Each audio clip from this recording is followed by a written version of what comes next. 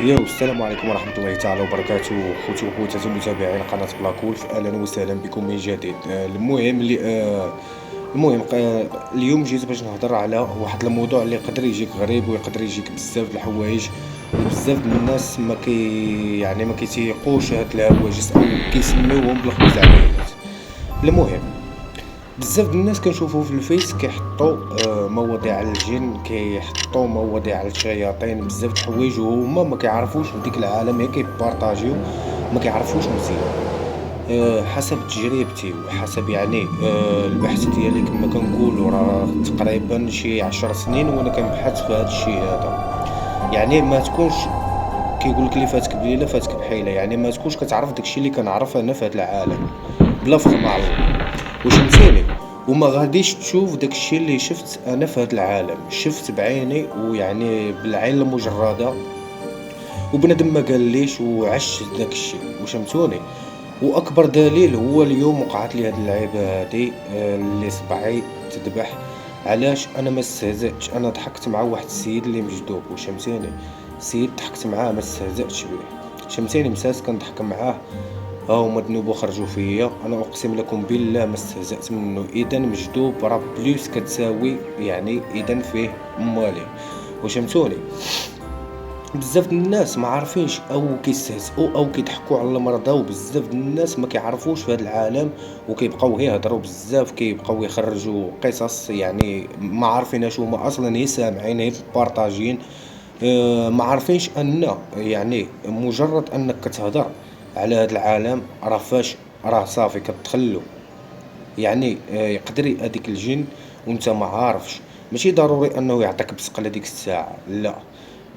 يقدر يأذيك في حياتك، ما تخدمش، تقدر ما تزوجش، تقدر يوقعوا لك مشاكل مع عائلتك عفوا. واش فهمتوني؟ بالنسبه للبنات معرضه اكثر من الدري للجن. واش فهمتوني؟ ما تبقاوش تهضروا بزاف على هذا العالم، لان هذا العالم صعيب عليكم بلا فخ مع الله.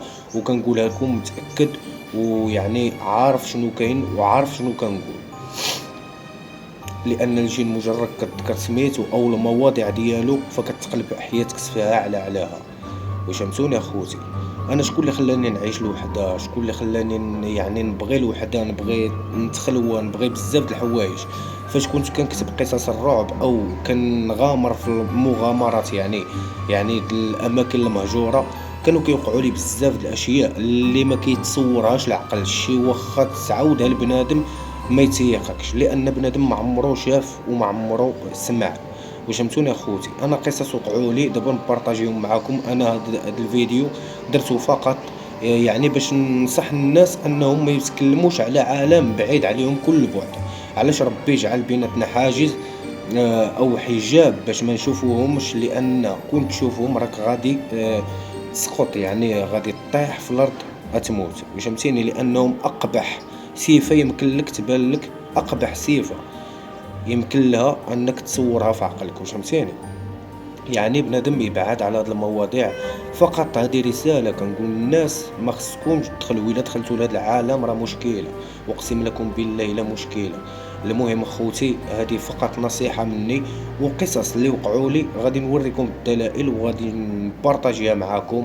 ليتس جو. من دابا غادي تبقاو تشوفوا قصص الجن والماورائيات وكل شيء، اللي اللي كيما كنقولوا اي حاجه فيها الخفاء غادي تبقاو تشوفوها على قناه بلاك وولف وعلى البروفيل ديال اسماعيل المجنون لامور.